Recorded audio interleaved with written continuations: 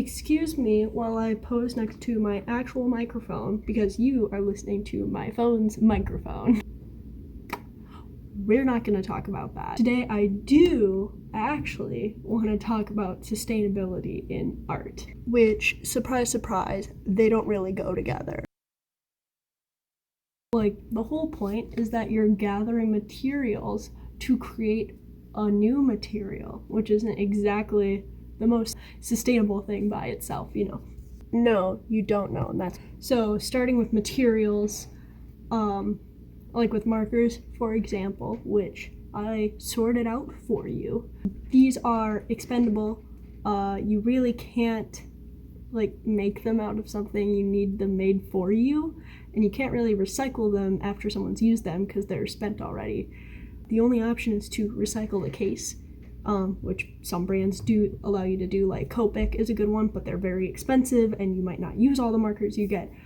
So you have to be very selective in your markers or just not use them at all. That, and honestly, just don't buy your markers online. Every time I've bought like markers or liners online, they've been pretty shit, and they've gone to shit in like a year. And like Crayola is better than literally anything you'll find on the internet, unless it's a specialty brand that you can already find in stores, but you're just ordering from them online, if that makes sense. The moral of the story is that you really should just go to like Michael's or something.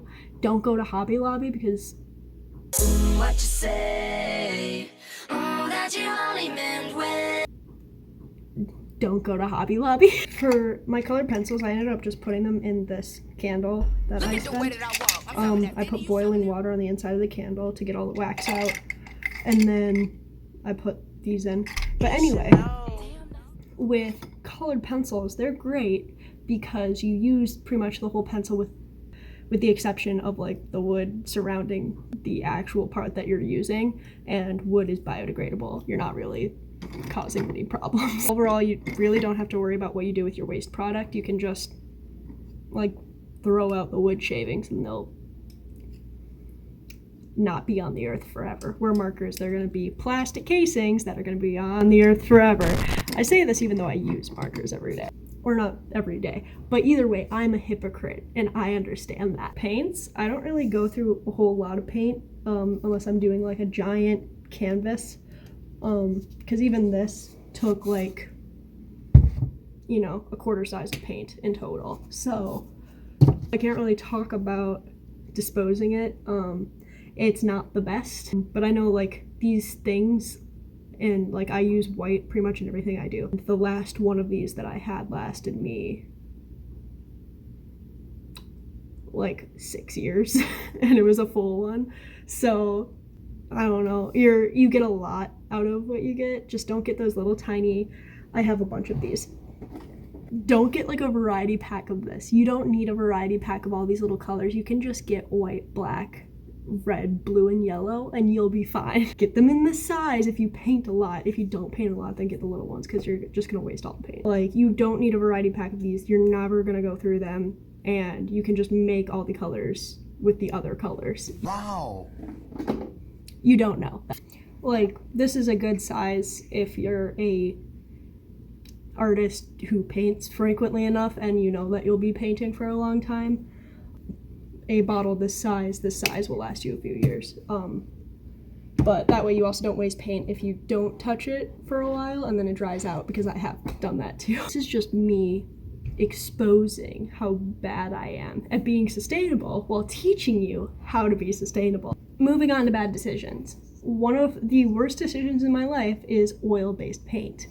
Now, if you're a beginner, do not use oil-based paint unless you're like in an art class in high school and you have a way of disposing of them, because I have learned very quickly that you cannot dispose of oil-based paint in your home. You need to go to a place to do that. All of my oil-based paints that I own are from a commission like 6 years ago, and I haven't used them since. I know this looks very spent, but the person that I was doing the commission for, this is complicated. But either way, the commission, like, they just gave me the paint they had, so secondhand paint. But I really don't like oil. I know that it makes better looking pieces for most people, and most people hate acrylic because it dries while you work. I understand that, but if you can stand paint drying while you work, which I prefer, then use acrylic. But if you're like just starting out, which I'm assuming you all are if you're taking advice from me, because I'm not an authority on this, I just don't like oil. My biggest problem is, the working while it's drying, which is a preference thing. The problem is the disposing, and every state is different, so I can't really tell you like what your area does for oil paint disposal. Very unpleasant, and if you are doing it in an easy way, then your state is doing it wrong. I know this all makes me seem very pretentious, and that's because I am. In terms of canvases and paper, that's probably your easiest problem to solve. There's ways of finding recyclable paper and making sure it's good to go, especially if you're using like pencils on it. You'll be able to dispose of it like easy. There's ways of reusing canvases. If you paint on a canvas and you don't like it like a year later, you can just paint on top of it. Or you can buy like secondhand canvases that are supposed to be like wall art, which I have done, and you just paint on top of it and use it as a new canvas, because that's just as good as, I guess, buying an old one, especially if you're not like really deep into fine arts, which if you're deep into fine arts, you shouldn't be listening to me. Again, I'm not an authority on this.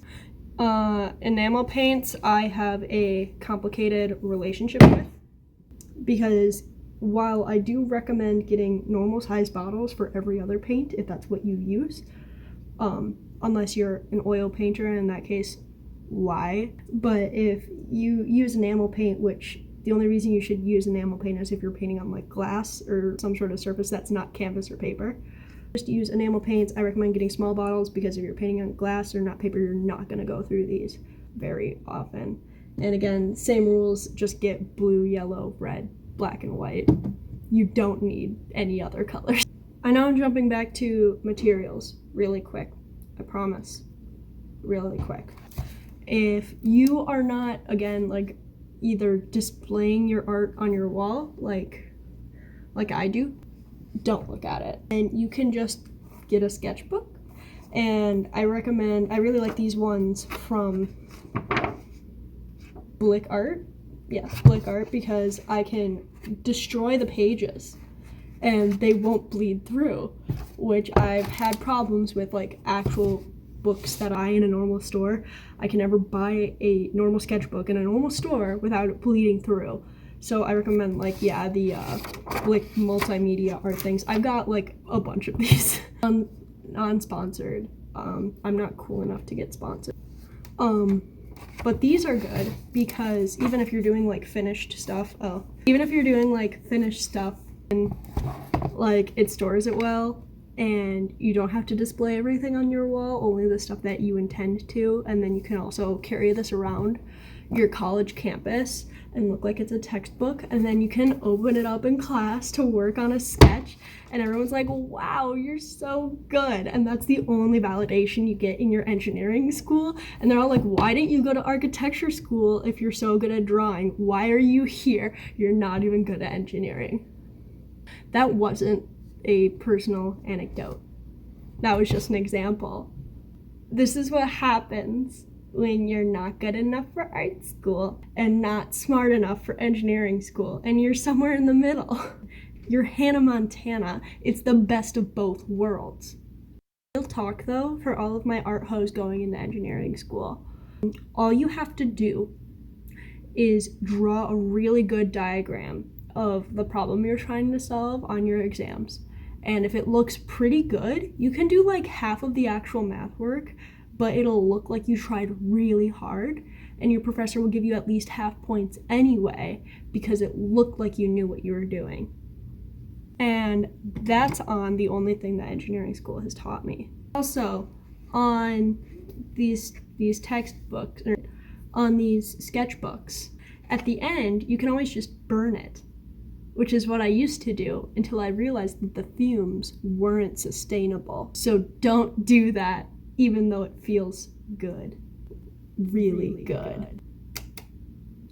Anyway, I'm gonna go make a pizza. I'm kidding. I already made the pizza and I dropped it on the ground. Cracked incandescent street lamps near turnpikes. I got a nondescript place that I'm telling you should spend the night. Where the water's warm and the chemicals, they flow out like poison. Where the girls have boys and the boys, they've got their husbands. Meet Captain Jack, he can get you high tonight. There's Beth and